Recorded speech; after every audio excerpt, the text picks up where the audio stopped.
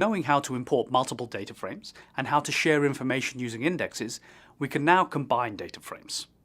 As a first step, let's stack series on top of one another by appending and concatenating.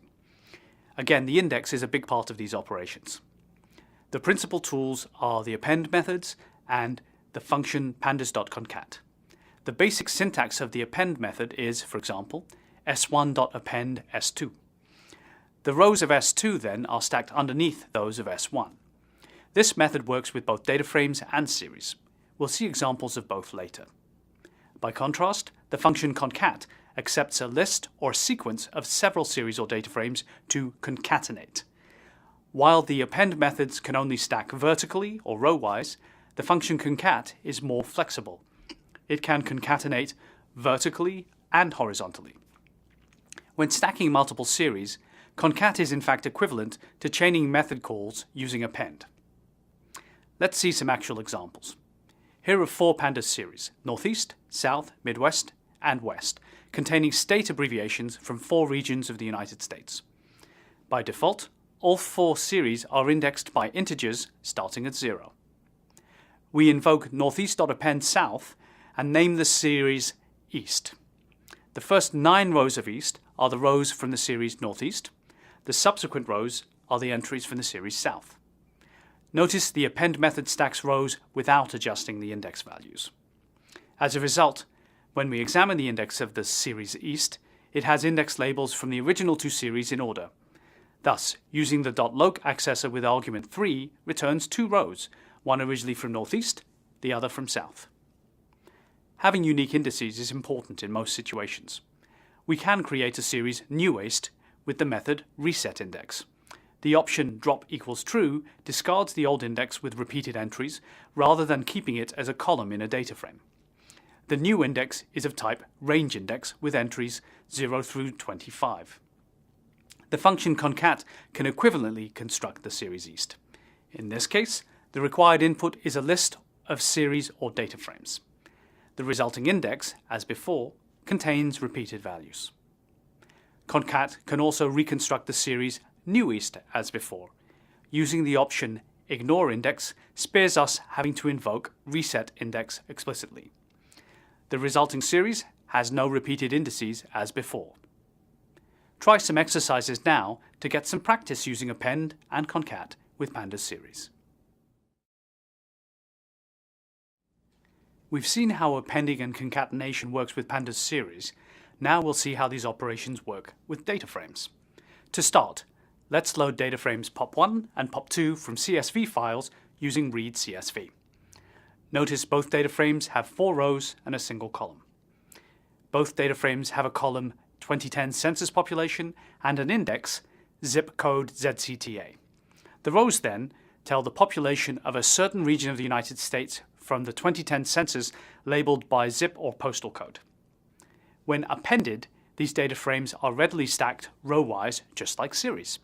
The 2 data frames have identical index names and column names. Both append and concat preserve the row indices in this case. By contrast, let's stack data frames with different column names. We load the data frames population and unemployment from CSV files. Population has the same column name and index name as the previous data frames pop1 and pop2. The data frame unemployment, however, has 2 columns, unemployment and participants. Moreover, the index name for unemployment is called zip instead. Notice that 2860 is the only label that occurs in both data frame indexes. When appending data frame unemployment under data frame population, the resulting data frame has 8 rows and 3 columns. The columns are the union of the columns from the input. The top 4 rows come from the population data frame and have null values filling the unemployment and participants columns. The bottom 4 rows, previously from the unemployment data frame, have the population column filled with nads. Again, the null entries are inserted because the appended data frames have disjoint column labels. Furthermore, notice that the appended data frame has 2 rows with the same index label, 2860. The first row with label 2860 comes from the population data frame, the second comes from unemployment. Finally, let's try this all again using the function concat. Concatenating unemployment after population along axis equals 0 means stacking rows vertically at the bottom. The result is identical to invoking population.append unemployment. Also notice that stating axis equals 0 or axis equals rows is optional, that is, it's the default behavior. By contrast, using axis equals 1 or axis equals columns stacks data frame columns horizontally on the right. In that case, the resulting data frame has 7 rows and 3 columns. The rows with index value 2860 get aligned when concatenated.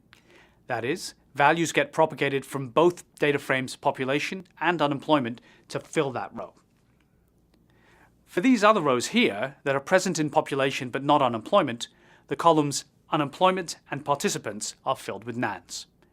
Similarly, for these other rows that occur in unemployment but not in population, the 2010 census population column is filled with nans. We'll see later that this is called an outer join. It's time now to do some exercises appending and concatenating data frames. Often, you will want to concatenate data frames that share common row labels and common column names. Let's examine how concatenation works in that case. We begin by loading 2 small data frames from CSV files. The files contain monthly average rainfall for the first 3 months of 2013 and 2014 respectively.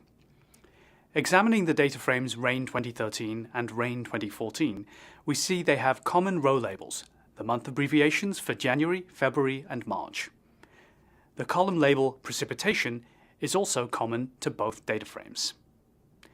We can concatenate the data frames Rain 2013 and Rain 2014 using concat with axis equals 0, the default.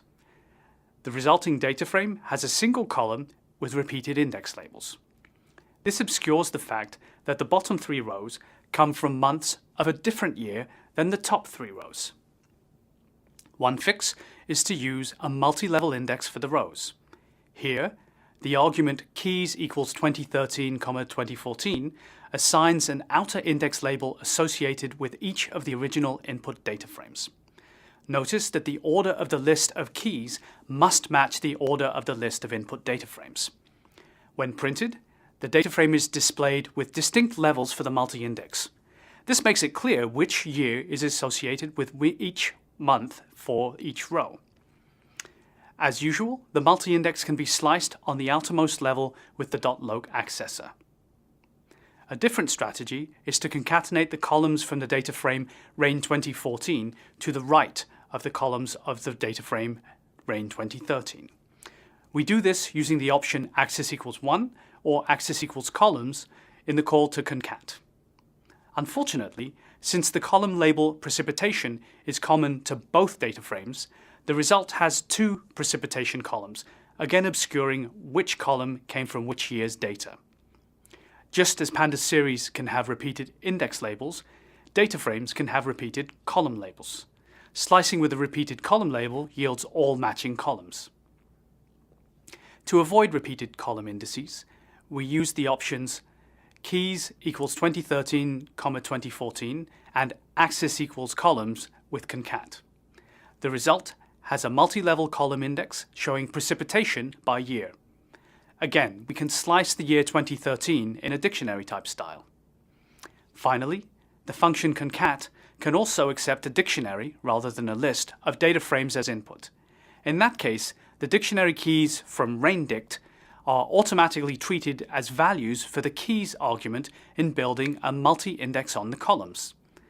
The result is the same data frame from before. Now it's your turn to work with multi-level indexes and concatenation in the exercises.